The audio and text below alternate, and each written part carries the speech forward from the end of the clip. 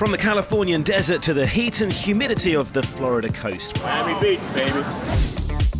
We're in Miami for the second prestigious Masters 1000 tournament of the 2015 ATP World Tour.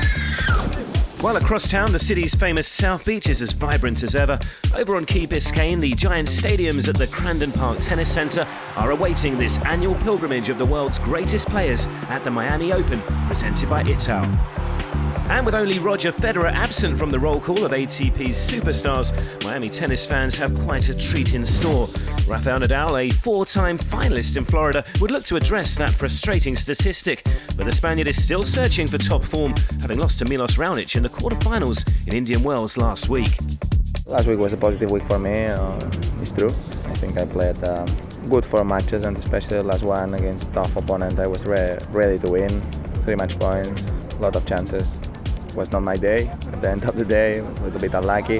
Hopefully that loss helped me and gave me confidence. World number 4 Andy Murray, meanwhile, boasts an Australian Open runner-up result and a run to the Indian Wells Final Four already in 2015. But suspicion remains there is still more to come from the 2-time Miami champion. The start of this year for me has been good. It's been much more positive than last year. I mean, I obviously lost in the quarters in Australia last year and reached the final this year and played some of the best tennis I have in a long time there. And then at Indian Wells, it was nice to go back there and play some good tennis and have a good run. So I'm happy to be in Miami and hope I can play a good tournament. And a familiar face was welcomed back at the tournament's regular meet and greet with some of Miami's most famous residents. After a year away from the sport and one aborted return in January, Juan del Potro is back, and the tower from Tandil isn't just in town to play with dolphins. Well, I'm so excited to get into the court on Thursday. Just being here means very special things for my life, and I think I will be ready for play tennis again. That's a matter of the score on my first round, but if I stay healthy, I will play for more years of tennis, and that's what I want. Thanasi Kokkinakis is one of a clutch of young Australians breaking into the sport's top level. The 18-year-old faced experienced Argentine Carlos Berlocq in their first-round clash on Stadium Court. Kokkinakis had a fine run to the 4th round in Indian Wells last week, but took some time to find his rhythm on his Miami debut, fighting back admirably after dropping the opening set. Creative, well employed.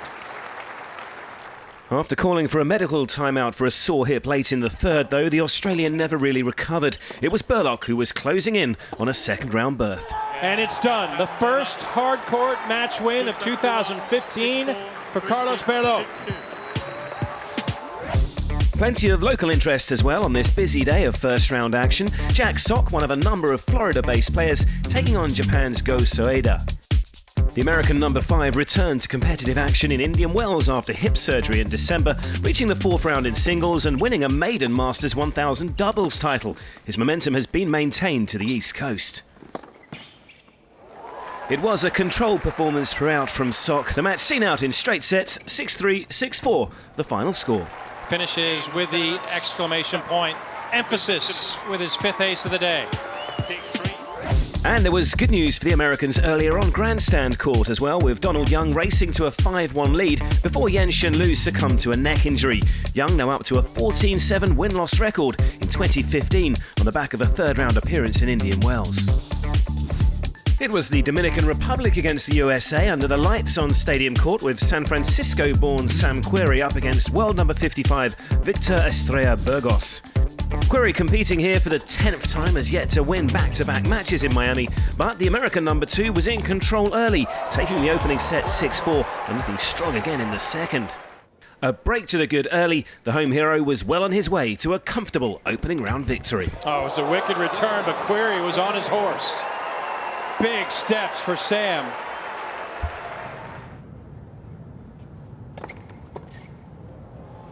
And that does it.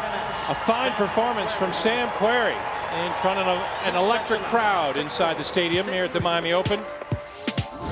So the 31st edition of the Miami Open is up and running. Plenty more to come though from Key Biscayne. First round action continues tomorrow.